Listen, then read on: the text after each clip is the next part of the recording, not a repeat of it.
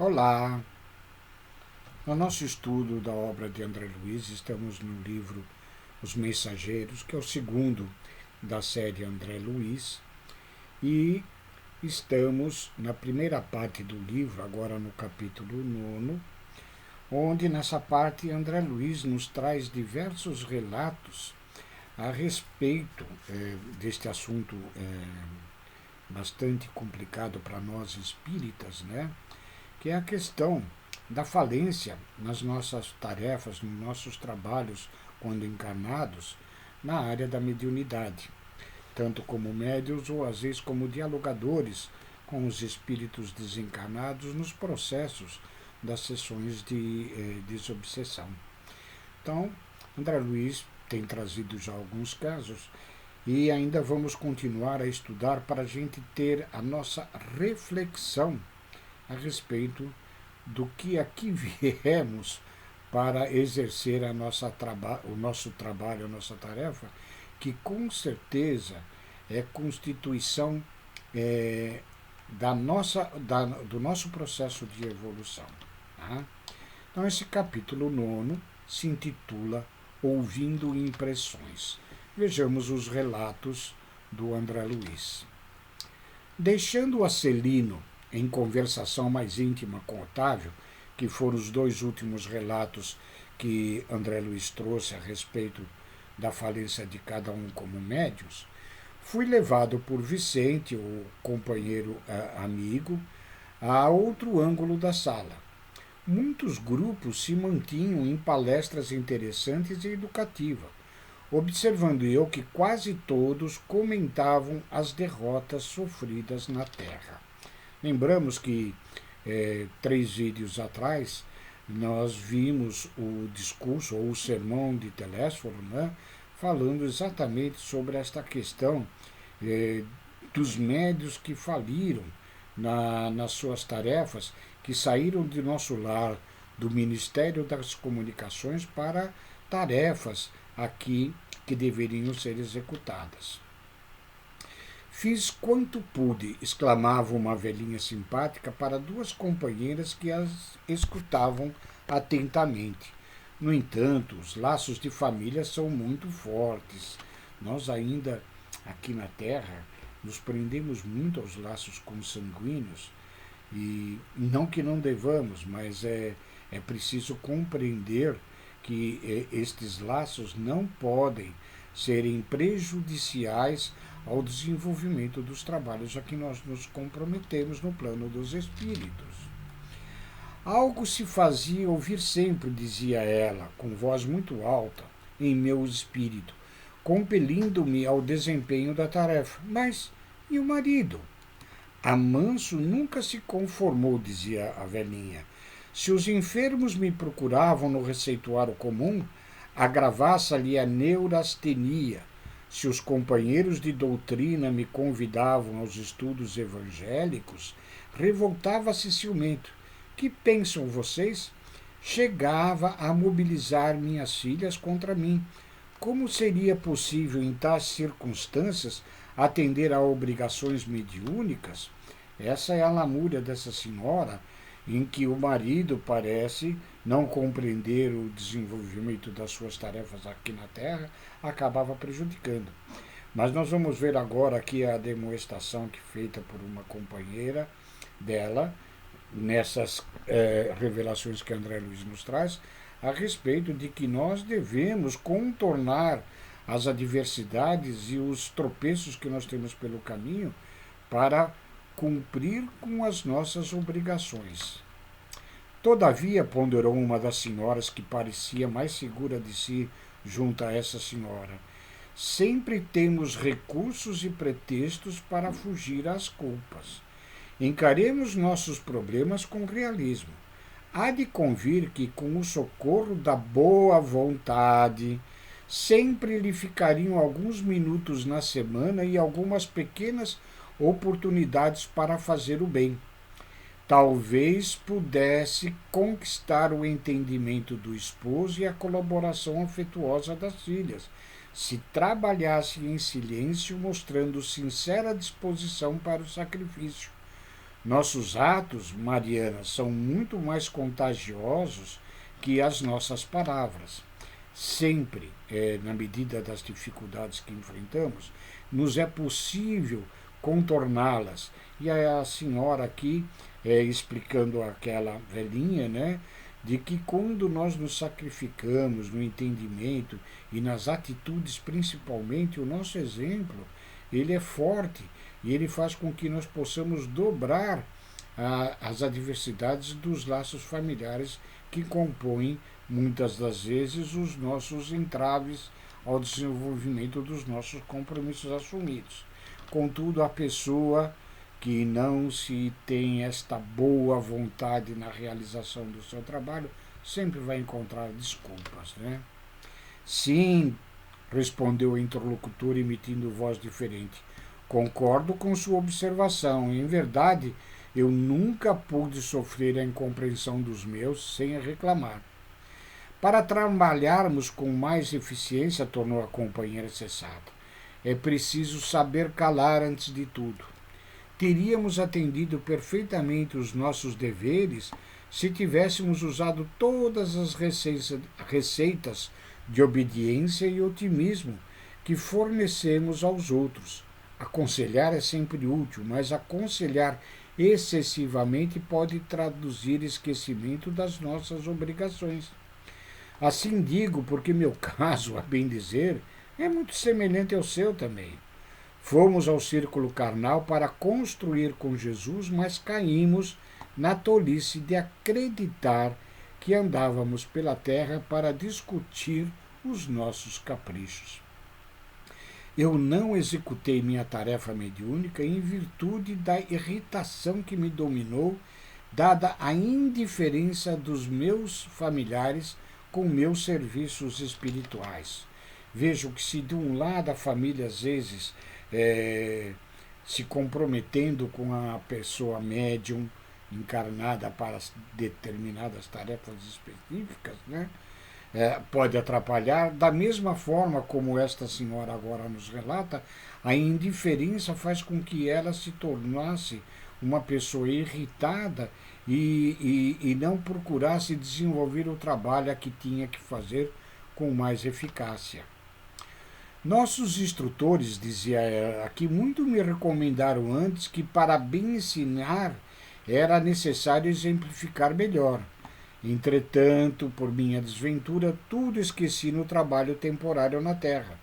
Se meu marido fazia ponderações, eu criticava, eu criava refutações. Eu não suportava qualquer parecer contrário ao meu ponto de vista em matéria de crença, incapaz de perceber a vaidade e a tolice dos meus gestos. Das irreflexões nasceu a minha perda última, na qual gravei de muito as responsabilidades. Quase mentalmente, Joaquim e eu nos empenhávamos em discussões e não trocávamos apenas os insultos contundentes, mas também os fluidos venenosos, segregados por nossa mente rebelde e enfermiça. Entre os conflitos e suas consequências, passei o tempo inutilizado para qualquer trabalho de elevação espiritual. Aí, nesse instante, diz André, chamou-me Vicente para apresentar um amigo. Ao lado de outro grupo de senhoras, ele conversava animadamente. Afinal, Ernestina, dizia esse amigo, indagava uma delas, a mais jovem, qual foi a causa específica do seu desastre? Apenas o medo, explicou-me a interpelada. Tive medo de tudo e de todos. Este foi o meu grande mal. Nós sabemos que, em termos de mediunidade, dois fatores são muito importantes para que a gente vença as pedras do caminho.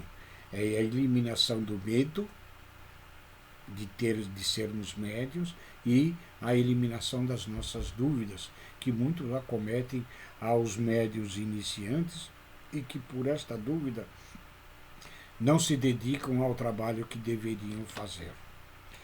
Mas como tudo isso impressiona? Você foi muitíssimo preparada, recordo-me ainda das nossas lições em conjunto. As instrutoras do esclarecimento confiavam extraordinariamente no seu concurso. Seu aproveitamento era um padrão para todos nós. Sim, minha querida Benita, suas reminiscências fazem-me sentir com mais clareza a extensão da minha bancarrota pessoal. Entretanto, não devo fugir à realidade. Fui a culpada de tudo. Preparei-me bastante para resgatar antigos débitos e efetuar edificações novas. Contudo, não vigiei como se impunha. O chamamento ao serviço ressoou no tempo próprio, orientando-me ao raciocínio a melhores esclarecimentos. Nossos instrutores me proporcionavam os mais santos incentivos, mas desconfiei dos homens, dos desencarnados e até de mim mesmo. Nos estudiosos do plano físico enxergava pessoas de má fé. Nos irmãos invisíveis presumia encontrar apenas galhofeiros fantasiados de orientadores, e em mim mesmo receava as tendências nocivas. Todas essas características que essa nossa irmã revela determinam uma questão muito comum a todos aqueles que se dedicam ou se deveriam dedicar aos processos mediúnicos. Falta de estudo, falta de entendimento que a doutrina espírita nos dá claramente para que possamos exercer com dignidade e com eficiência os trabalhos, as tarefas mediúnicas. Muitos amigos tinham-me em conta virtuosa pelo rigoroso das minhas exigências. Todavia não passava de enferma voluntária carregada de aflições inúteis. Foi uma grande infantilidade da sua parte, retrucou a outra. Você olvidou que na esfera carnal o maior interesse da alma é a realização de algo útil para o bem de todos com vistas ao infinito e à eternidade. Nesse mistério, é indispensável contar com o assédio de todos os elementos contrários. Ironias da ignorância, ou seja, a falta de estudo, ataques da insensatez, sugestões inferiores da nossa própria animalidade surgirão com certeza no caminho de todo trabalhador fiel. São circunstâncias lógicas e fatais do serviço, porque não vamos ao mundo físico para descanso injustificável, mas para lutar pela nossa melhoria a despeito de todo impedimento fortuito. Nenhum trabalho que deva ser executado é eximado de dificuldades inerentes à própria tarefa. Todos os trabalhos precisam de dedicação, de boa vontade, para que se execute ele a contento. A mediunidade não é diferente. Compreendo agora, disse a outra. Todavia o receio das mistificações prejudicou-me a bela oportunidade. Minha amiga, tornou a interlocutora, é tarde para lamentar. Tanto tememos as mistificações que acabamos por mistificar os serviços do próprio Jesus. Eu ouvia a palestra com interesse crescente, diz André Luiz, mas o companheiro Vicente levou-me adiante para novas apresentações. Atendia a estes agradáveis deveres da sociedade de nosso lar, mas para não perder ensejo de instruir-me, continuava atento às conversas em torno. Alguns cavalheiros mantinham discreta permuta de pareceres. Reconheço que fali, dizia um deles em tom grave, e muito já espiei nas regiões inferiores, mas aguardo novos recursos da providência. Faltou-lhe, porém, bastante orientação para o caminho? Perguntava um outro companheiro. Explico-me, esclareceu o primeiro. Faltou-me o amparo da esposa. Enquanto eu a tive no meu lado, verificava-se profundo equilíbrio em minhas forças psíquicas. A companhia dela, sem que eu pudesse explicar, compensava-me de todo a energia mediúnica. Minha noção de balanço estava nas mãos da minha querida Adélia. Esqueci-me, porém, de que o bom servo deve estar preparado para o serviço do Senhor em qualquer circunstância. Não aprendi a ciência da conformação e nem resignei-me a percorrer sozinho as estradas humanas. Muito provavelmente essa esposa, Adélia, lhe dava a sustentação espiritual que ele necessitava para o desempenho do seu trabalho mediúnico. Espíritos muitas vezes encarnam junto de nós para nos dar o devido equilíbrio. Agora, como nós vamos ver, quando este espírito sai do nosso lado, nós devemos permanecer na continuidade desta confiança que esse espírito amigo nos deu enquanto estava ao nosso lado, para permanecermos devidamente equilibrados e dar continuidade à nossa tarefa, o que não foi o que aconteceu neste caso. Continua ele: quando me senti sem a dedicada companheira, que foi arrebatada pela morte, amedrontei-me por sentir-me em desequilíbrio e erradamente procurei substituí-la e fui acidentado. Extremamente ligada a entidades malfazejas, minha segunda esposa, com os seus desvarios, arrastou-me a perversões sexuais de que nunca me supusera capaz. Voltei insensivelmente ao convívio de criaturas perversas e, tendo começado bem, acabei mal. Meus desastres foram enormes. Entretanto, embora reconheça a minha deficiência, entenda ainda hoje que o triunfo, mesmo no futuro, ser-me-á muito difícil sem a companheira bem-amada.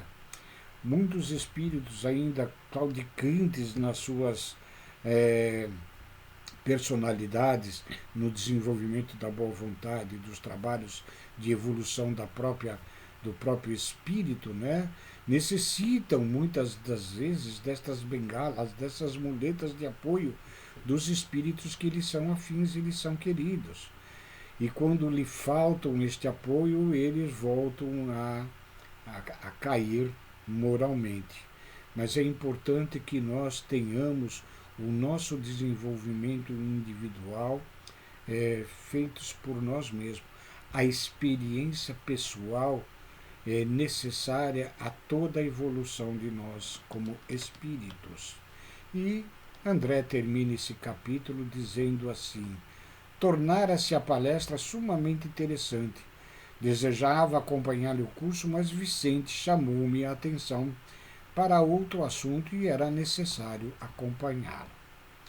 Assim, meus queridos amigos, fica para nossas reflexões estes casos de médiuns falidos na existência terrena e que muitas das vezes somos nós mesmos em outras existências anteriores e reencarnamos com novas oportunidades de trabalho para o nosso próprio merecimento e evolução.